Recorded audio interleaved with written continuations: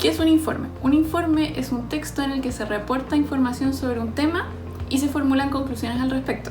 Hay muchos tipos de informes. Informes de investigación, de laboratorio, de práctica, bibliográficos, estudios de caso, pero aquí nos vamos a enfocar en la estructura general de un paper científico. Bueno, antes de escribir este informe hay ciertas preguntas que nos debemos plantear. Como por ejemplo, ¿qué buscamos explicar o entender en este práctico? ¿Cuál es el tema y por qué es relevante exponerlo? ¿Cuál es la evidencia que voy a exponer, ya sea teórica, los resultados de un experimento, metodología, comparaciones, etc.? También es importante que pensemos en qué conceptos claves se requieren, con qué contenidos se relacionan y qué definiciones básicas necesito incluir, qué antecedentes teóricos o prácticos son relevantes para la exposición que voy a desarrollar. Y por último, tenemos que pensar en qué pregunta quiero responder a partir de la información que voy a incluir en este informe. Ahora, mientras voy escribiendo, es importante que me recuerde a mí mismo o a mí misma ciertas preguntas que debo tener en mente. Como por ejemplo, ¿estoy exponiendo los resultados de mis experimentos de forma clara y ordenada? ¿Están delimitados los temas importantes mediante subtítulos o secciones? También deberíamos estar considerando si es que estamos incluyendo todos los elementos básicos que me pidió mi profesor o profesora. Si es que estamos utilizando tablas y figuras para ilustrar estas experiencias, ya que esto es muy importante.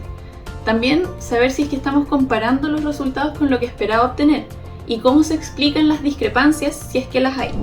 Finalmente tenemos que revisar si es que estoy utilizando estratégicamente las citas bibliográficas a través de comentarios, evaluaciones o comparaciones, o si es que hay alguna cita que haya quedado aislada. Ahora vamos a ver el paso a paso de cómo escribir un informe científico en la universidad. Bueno, partimos nuestro informe con el título.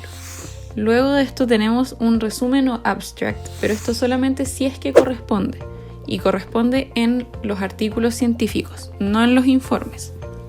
Este resumen debiera ser un solo párrafo de aproximadamente 150 a 250 palabras. Debajo de esto podrías incluir algunas palabras claves. A continuación nos encontramos con la introducción de tu informe, donde debes presentar el contexto teórico del tema que tratarás. Luego de esta presentación del tema, pasamos a enumerar los objetivos de nuestra investigación, seguido por nuestra hipótesis y fundamentos de la investigación, donde mencionaremos el alcance que ésta puede tener, su utilidad y su interés. Ahora, en cuanto al desarrollo de nuestro informe, tenemos 3 pilares fundamentales. Primero, la metodología. Aquí describimos el diseño metodológico seleccionado para alcanzar el objetivo. Dependiendo del tipo de investigación, debemos incluir, por ejemplo, los participantes del estudio, sus criterios de inclusión o exclusión, las características del grupo, los procedimientos que se llevaron a cabo, entre otros factores relevantes. Luego, en la sección de resultados, detallamos las experiencias realizadas, las mediciones registradas e incluimos fotografías o dibujos del observado. Además, podemos incluir gráficos y tablas para ilustrar de mejor manera los resultados obtenidos. Finalmente tenemos la discusión, donde explicamos los resultados obtenidos de acuerdo al contexto del informe, es decir, por qué obtuvimos esto y no otra cosa. Seguimos un lineamiento a partir del marco teórico correspondiente y se responde el objetivo general y/o la hipótesis que planteamos al principio en la introducción. Las explicaciones posibles de los resultados obtenidos son hipótesis que proponen a luz de los resultados. Esto se fundamenta a partir de la literatura, buscando papers o información en libros que respalden los datos obtenidos. Ahora llegamos a las conclusiones de tu informe científico.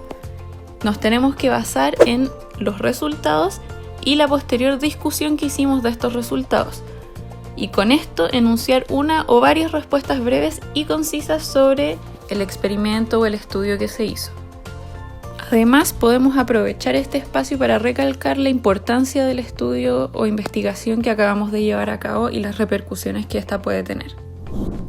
Finalmente llegamos a la parte de las referencias, donde si bien encontramos muchos estilos diferentes para citar, destacan principalmente el estilo APA y Vancouver, que son ampliamente aceptados.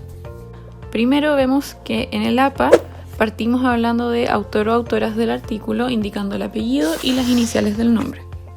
Luego ponemos el año de publicación entre paréntesis seguido de un punto. Después de esto incluimos el título del artículo.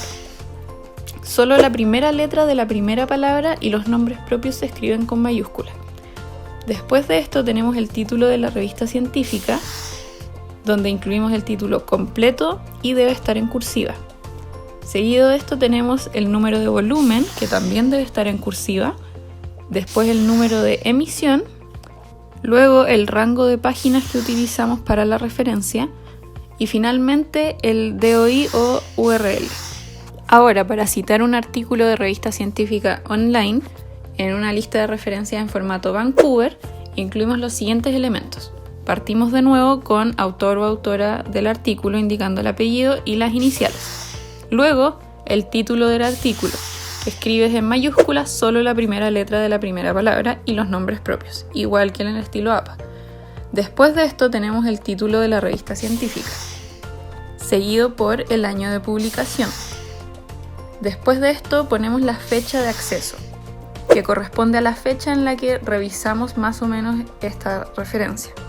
Después iría el número de volumen de la publicación, seguido del número de emisión de la publicación, después el rango de páginas y finalmente el código identificador de objeto digital o DOI.